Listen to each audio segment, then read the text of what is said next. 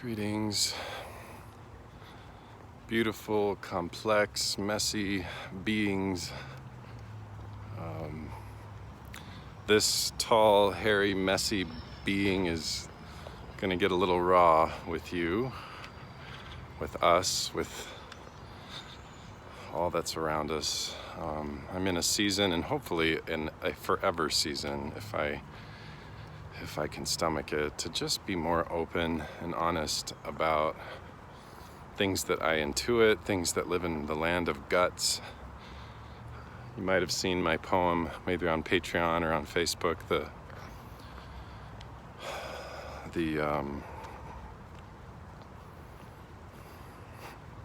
just really emotional, and I can't get through it all. The poisonous suppression. My archetype eats the bread of just, I don't know, pain that people carry, things that people go through, my own stuff. I talk a lot about it, mostly around human separation and human superiority. There's a lot of, so many teachings and traditions and just different rituals around anything that separates us from one another, anything that separates us from creation, the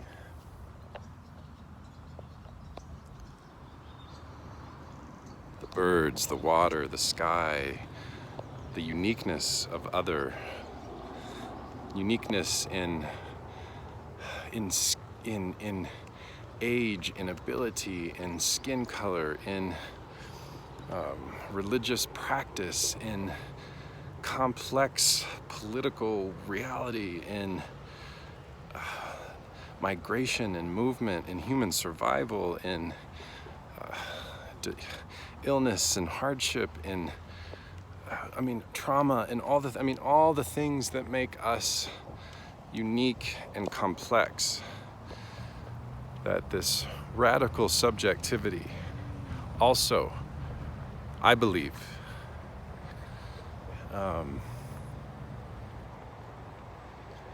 connecting so much with profound collective unity, that I am you and you are me at some level, that the natural world is me at some level, that my care of and stewardship of the natural world and brother, sister, and everything in between is part of me. And I think we have to, the apps, like this is where the teachers, Rev Dr Howard Thurman, Barbara Holmes, Thich Nhat Hanh, these other teachers that I just adore, that go into the radical personal transformation space, that I have to get into my own guts. I have to really do some excavating. I have to let go of control. At some point, I have to let go of security and needing everything to be fixed. These binaries, these walls, these lines, these rigid postures, at some point when I really close my eyes long enough, when I really get into my dreams, the mystical, undefined, even the threat that words can have to shape it starts to become more tangible, that when we really dig in, that then we have no right, if we're really honest, to slice and dice who is in and who is out.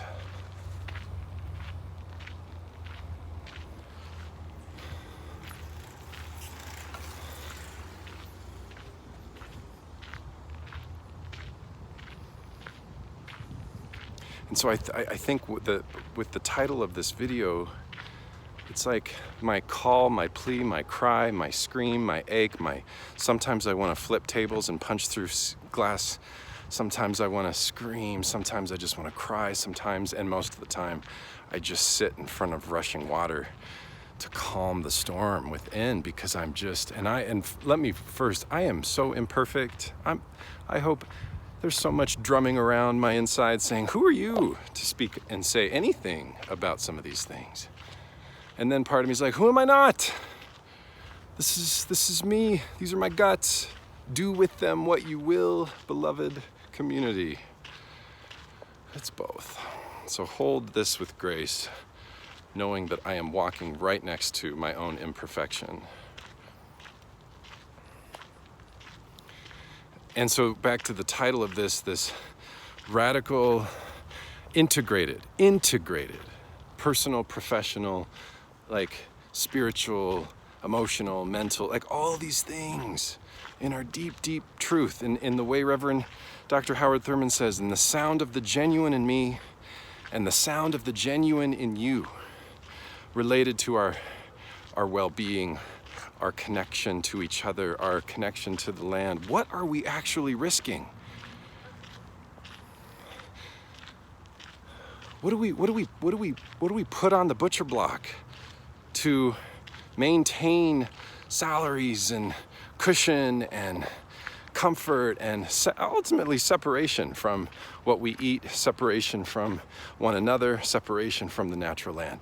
Like, it's no wonder, friends, that we are treating each other like shit, because we feed so much that separates us.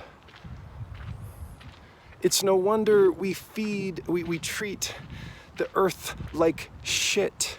We feed so much that separates us.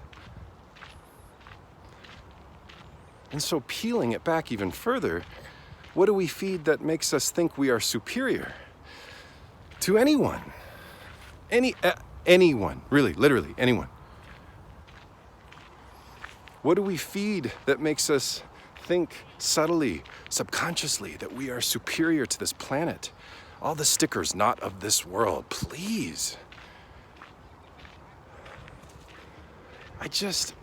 There's just, and I think even just the common institutions of our time, the limited structures of still top-down dangling of resources and things and boards that are so disconnected from the actual sweat of the work that these hardworking grassroots groups put into their heartstrings and community strings, that, it's imperfection everywhere, well-intentioned efforts everywhere, meaning and love and complexity everywhere. And when it comes to our own face in the mirror, our own shadow behind us as we walk and in front of us as the sun just lights us up, where are we excavating? Where are we entering our own pain? And what are we avoiding? And at what cost? What is the cost of actually going into the places, the mysteries, the unknown, the uncertainty of things? It's just read some of Dr. Howard Thurman's work, friends. He was an advisor to Martin Luther King Jr. Read some of his work. Read some of these other folks who just gave everything they had to try to put words to.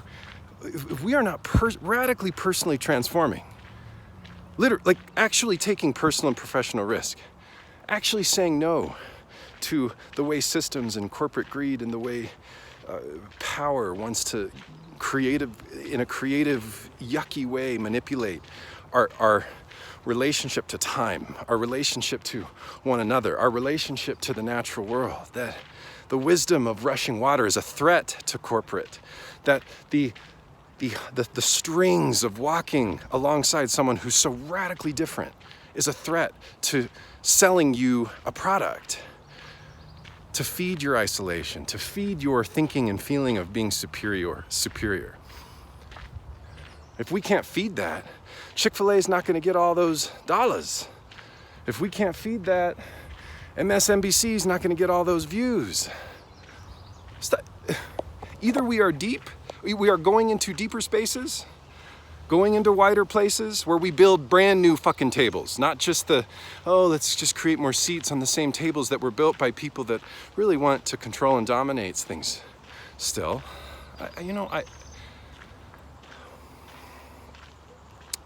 I'm just feeling all the feels today. My guts are out, they're on the table. This is everything behind my work at Intrinsic Paths. And there's a lot of anger in this body, y'all, because it is blazing with love. Blazing. Like you think I'm in judgment. You might think, oh, this is uncomfortable. He's so unbalanced or uncentered. He probably needs to just sit. You think all these things, but I'm telling you, to the best that I can, this is love on fire for, like, beloved community. That I'm imperfect, and yeah, I have all these. But I'm going into them. I'm excavating. I'm scratching them up. That the rooms in my home are your rooms too. That the food in my fridge is your food too. That this intimate relationship to nature and time is yours too. You have a right to be next to the water. It's not just it's like you have a right to be moving by foot. It's not just, you have a right to be.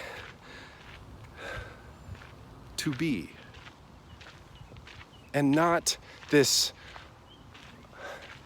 cog in a wheel that's going to keep you fixated on slicing and dicing who's in and out, creating boundaries or borders and walls and things that separate me from you, things that feed any kind of superior. Oh, this is a bad neighborhood, or this is an unsafe neighborhood. No, actually, if we're the beloved village, it's an opportunity for us to just be in more relationship with people who are different. My God, how beautiful, how unique. The twisted otherness is it's not serving us. It won't serve our children. No, I'm reading this beautiful book, A Walking Life, of course, walking, right? Bear with me. It's my passion drum, my main passion drum, as a gateway to just beginning this journey of really going into those places that we all can go into, that I can go into more and more and more. But this, actually breaking it down into healthy child, mind, heart, body development. This book by Antonia Malchik is just breaking it down. If we're gonna get into the science of it, like the right for kids to be in play and moving in mystery and testing their brains and stretching their neurons, like, at what point? More lanes on our highways, Denver's I-70 project. What a nightmare to just think of 40 more years of car first orientation around bypassing all the places in between. I think about the initiative in Denver, the 300 initiative that didn't pass, and all the ads that would go out with wealthier white people walking with their hands holding around clean parks versus what kind of Denver do you want to live in? And then there's tents, people who are in compromising, fragile, hard, really complex situations, but being used as a threat, it's like, wait. Either what we post in the land of fluff around love and mercy and grace and all these things, either that's real or it's a Hallmark card that's keeping us bound up in our own control and insecurities. Either it's real and we're willing to go into relationship with what we don't understand, instead of feeding on 80% of the city of Denver voted against it. If you voted against it, fine, whatever. I mean, well, I don't know. I'm just saying, go deeper. Integrate. Do this work. Like, integrate it into the personal and the professional. If your workspace is feeding something that is not connecting to what you believe to be beloved community forward, more flow, more transformation, more relationship, more love, more grit, more messy, more transparency, more authenticity, call it out. Go into it. Feed it. Follow, like, risk, comfort, insecurity. And again, I know it's like I play out how people hear this so much, and I'm like, well, privileged thing for you to say, just to let go of security. Well, okay. Thanks for that. And like, when security is dominated and controlled by corporate stories, by colonial history, by extracting the land, by not having accountability to your resources, by not, like, okay, call it privileged, but it's got to get called out. Shit's got to get called out somewhere, somehow. And I hope you hear me speaking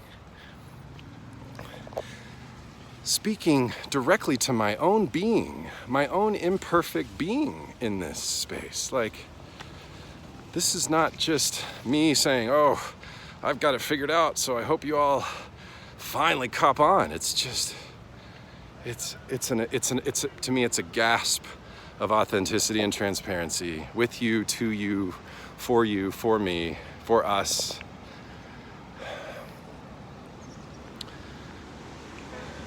And so back to this personal, professional integration. What are steps we can take? What are things we can just start to unpack? What is crying out for attention on the inside? The fragile uniqueness of what goes on in each of us, this radical subjectivity of joy and dreaming and pain and hard and heavy and all the journey. I mean, as a queer white male, I touch a lot of the spaces between with some of my own journey, but it's so limited, and there's so much awareness for what I have been exposed to and haven't been in this 6'5" white body, and I'm acknowledging it. I acknowledge it. I name it.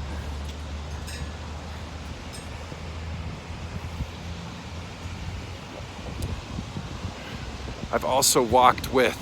I know these vibrations because I walk with people from a lot of these different backgrounds. It's not because I've just studied it and I read all the right things or say all the right things, because I'm sure as shit not saying all the right things, because it's a vibration in me. It's not words for me. It's a resonance. It's a crashing of water as it hits the rock. It's the layers of trees as they try to survive out the cracks of pavement. Like it's a different level of listening. It's like I go into the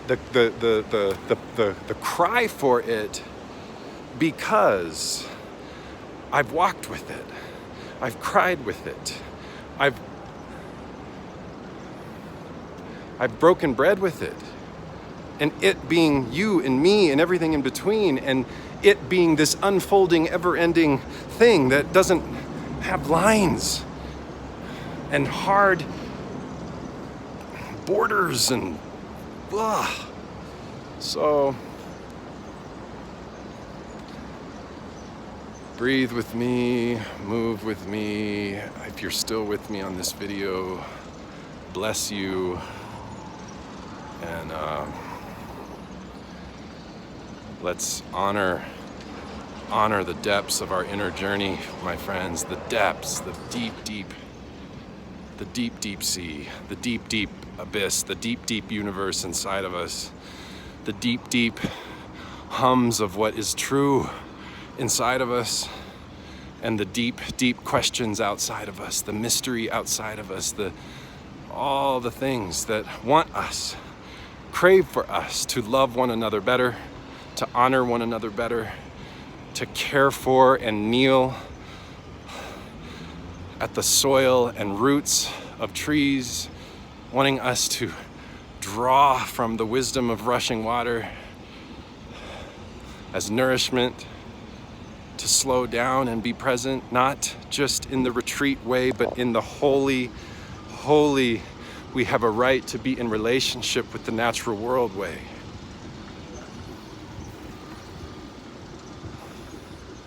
So, love to each of you. Thank you for moving with me, and just any feedback, any thoughts. More than anything, just let the vibration move with you, and let's work into the words of Howard Thurman, into the sound of the genuine in you and me, that pilgrimage into those places in each of us, so that we can have the tools and the capacity to make the authentic, honest, the authentic, and honest. No strings, no subtle control, no backstory, just the authentic, honest pilgrimage into the sound of the genuine in one another. All right, peace and love, my friends.